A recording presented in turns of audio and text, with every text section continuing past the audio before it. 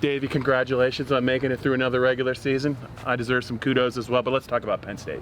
Why don't you talk about the big news? Because you're the news guy. It's not super big. It is kind of big. It's kind of big. I think there's two things. Yeah, so Pat Freiermuth, the talented second-year tight end who was going to be draft eligible because of his prep work, and he reclassified.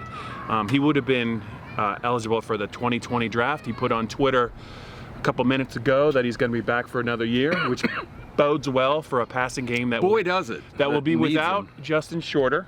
And we still don't know what KJ We still don't know what KJ Hamler's future holds. He's also a third-year player that, if he so chose, could go to the NFL. What do you think? I think he might. I would say 60-40 he leaves. And would you, were you, he? I mean, he's not the biggest guy. Yeah. He's a dynamic player. One injury could make him less dynamic.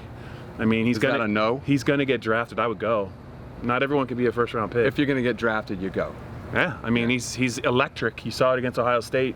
That sounded like Chris Fowler right there. Electric. He's electric.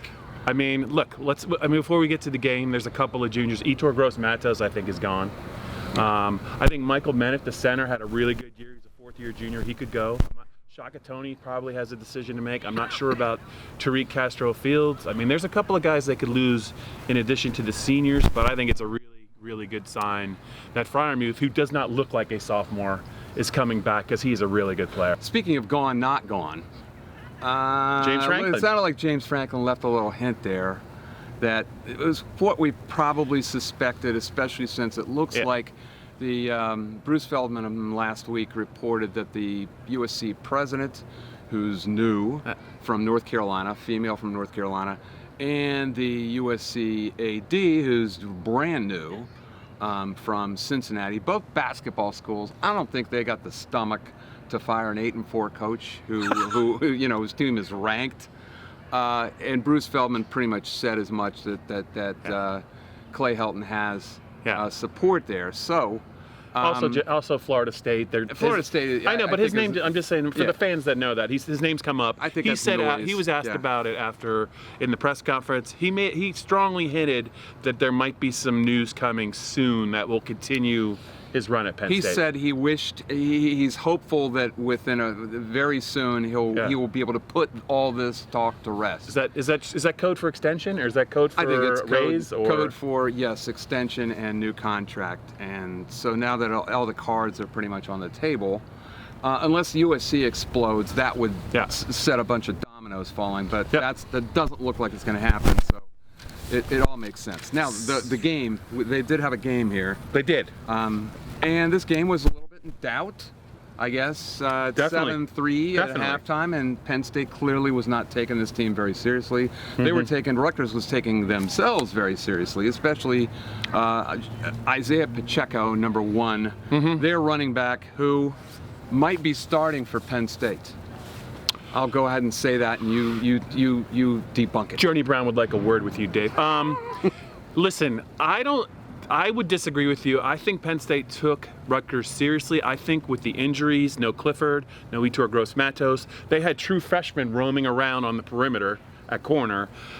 Look, they just went all out against Ohio State, which tells you all you need to know about how good Ohio State is. They can beat Penn State and then go wax Michigan. I think the Ohio State game plus the schedule before that, I think what you saw is a Penn State team that was close to running on fumes, and they found a way to win the game. I think had this game been earlier in the season, I don't think it would have been 27-6. Yeah, and I agree with all that, because can you think of a disparity greater than playing at Ohio State and then playing Rutgers at home? Yeah. You couldn't think up one like that. No. And it's only natural that the players are going to take a little bit of a breather, which they did, and they still won by 3 touchdowns. So people who get really worked up over a score or stats in games like this just don't get it. They don't get it because you're just looking to win the game. Yeah, 6 Rutgers games Penn State has played with James Franklin coaching.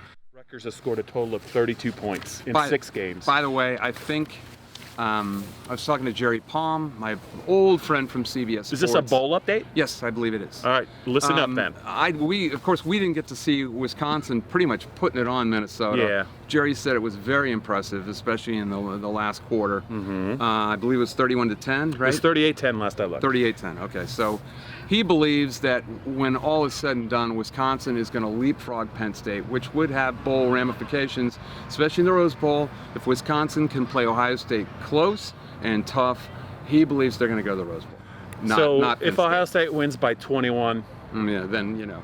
Okay. I'm looking that's forward. The question. I know because it's a 3-loss Wisconsin team. I know. And I think everyone would prefer that Penn State went to the Rose Bowl. Am I wrong there? I think probably. Rose Bowl's the granddaddy of them all.